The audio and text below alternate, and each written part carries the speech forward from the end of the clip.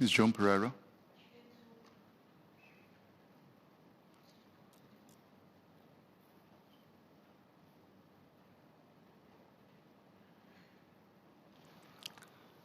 Mr. Speaker, may I have your permission to answer PQs 2, 3, and 4 in today's order paper? Yes, please. Mr. Speaker, my response will also cover the matters raised in the questions by Mr. Sean Huang, which are scheduled for a subsequent sitting. I invite the member to seek clarifications today if need be. If the member feels that his questions are addressed today, it may not be necessary for him to proceed with them during the future sitting. Mr. Speaker, on 8 October 2022, the Immigration and Checkpoints Authority, ICA, was conducting a scheduled maintenance of the power source at Woodlands Checkpoint at around 11:40 p.m. This timing was chosen as it is typically an off-peak period at the checkpoint. As part of the maintenance, the backup power generator was activated to provide power during this period. However, at 12:20 a.m.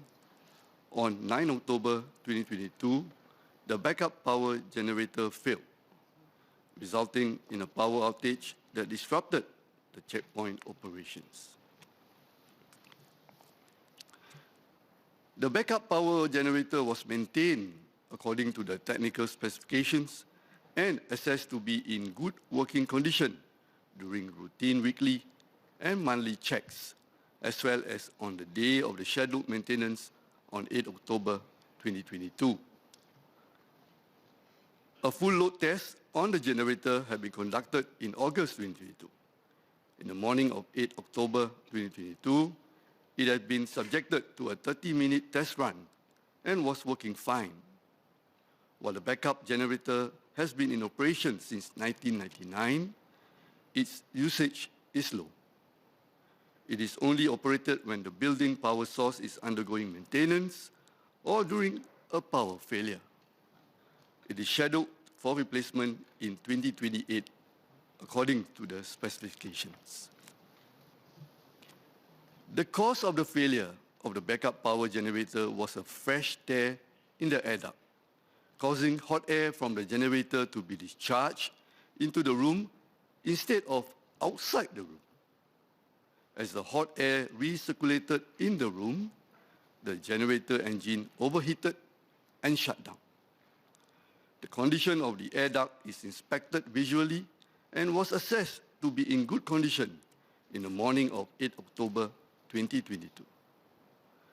As a precautionary measure, ICA will consider if the air duct should be replaced periodically in the future or even if no tears are detected. There was no data breach or loss during the power outage. The uninterrupted power supply UPS system had kicked in as designed and provided sufficient time for a proper shutdown of the servers, preventing any data breach or loss. ICA has put in additional layers of redundancy to protect our operations from power disruptions. There are backup generators for the main power source. In addition, UPS is provided for key systems to ensure operations continuity if the backup generators fail. These systems are regularly upgraded during planned maintenance. For an extended power failure, which UPS cannot support, ICA has SOPs in place to ensure operations continuity. This includes activating additional manpower to assist with manual clearance, communicating and advising travelers via multiple channels to avoid non-essential travel, and diverting traffic to the other land checkpoint. These contingency plans were activated during this incident. Prior to this incident, ICA had already planned to further enhance power resiliency at Woodlands and Tuas checkpoints by building a secondary electrical infrastructure in addition to the existing one. Mr. Speaker, learning from this incident, ICA will be deploying additional generators as backups during future maintenance periods. We will share the lessons learned from this incident with stakeholders of other critical infrastructure. Mr. Sean Huang. Thank you, Mr. Speaker. I've got two SQs. The first one is, how was immigration clearance conducted during the power outage? And why was it necessary to divert traffic to the Woodlands Checkpoint? Thank you.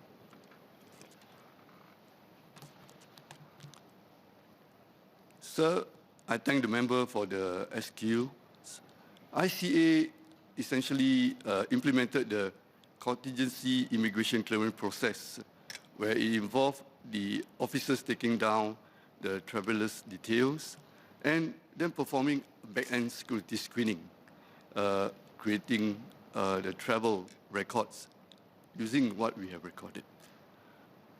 So as the clearance rate using the contingency process was significantly slower, and operational decision was made to clear vehicles, and travelers were already on the causeway, traveling towards Woodlands Checkpoint or within the checkpoint, while ICA worked with the Malaysian authorities to divert the inbound vehicles that had yet to enter the Bangunan Sultan Iskandar CIQ complex. So we diverted those who had not entered the CIQ to the second link. For the outbound vehicles on the BKE and Woodlands crossings, they were diverted to the second link. And we feel that if this was not done, the traffic jam at Woodlands checkpoints would have worsened and caused inconvenience to even more travelers. Mr. Jarogam.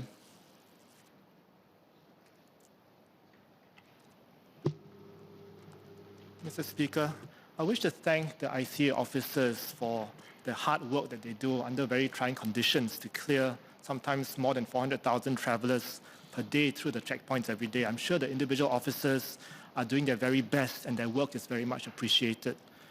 However, I would like to ask the MOS if there are systemic bottlenecks that ICA can look into to tackle the long waiting times at our land checkpoints. If there are 300,000 travelers a day and each takes 1.5 hours to clear immigration, that's 450,000 man-hours of productive time lost every day. One observation by travelers is that sometimes not all the immigration car counters are open. I understand that because of limited manpower, ICA dynamically deploys officers to counters in busier zones, leaving counters closed in another zone.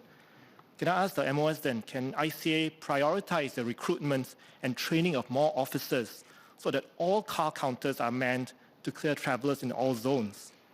And secondly, can ICA increase the number of automated clearance counters for vehicles, especially motorcycles, to relieve some dependence on man counters? Thank you.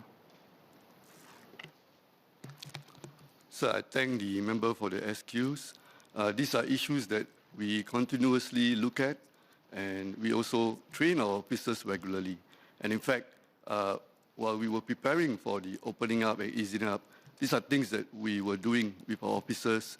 And I want to assure the member that while we continue with this process of continually looking at how to improve how we handle the situation and how we run the operation, our officers are very committed to doing this because they understand the needs of the people, especially when they're traveling, especially during the peak periods. Ms. Joan Pereira. Thanks, Speaker. MOS, I have one SQ.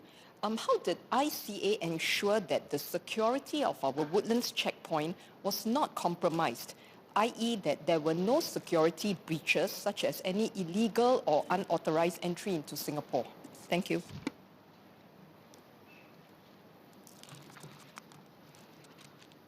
So Also, I thank the member for the SQ. Essentially, there were no security breaches, such as illegal or unauthorized entry into Singapore during the power outage incident. So what we did was that during the power outage, our ancillary police officers worked with us, continued to man all critical security posts and access points at Woodlands Checkpoint. And these critical security posts and access points, they had their emergency lighting. In addition to that, we also provided the APO's portable emergency lamps. And they gathered these points, look at it, and also we have more security patrols throughout the period of the outage. And we are happy that there were no security breaches. Dr. Tan Wu Meng.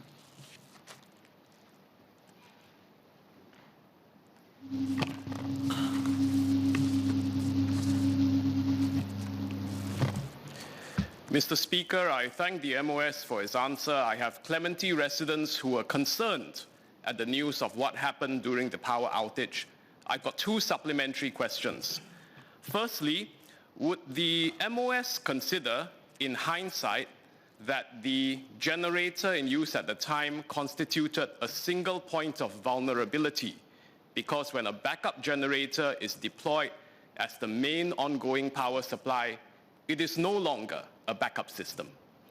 Secondly, can MOS advise the House on whether there will be a dedicated after-action review incorporating red team analysis of modes of vulnerability for our key infrastructure at checkpoints, and that this will also look at areas such as cyber risk, electrical supply risk, as well as network cable connectivity risk, because a system may be compromised through many different possibilities, and we have to secure our key infrastructure and checkpoints. Thank you. So I thank the member for the SQs.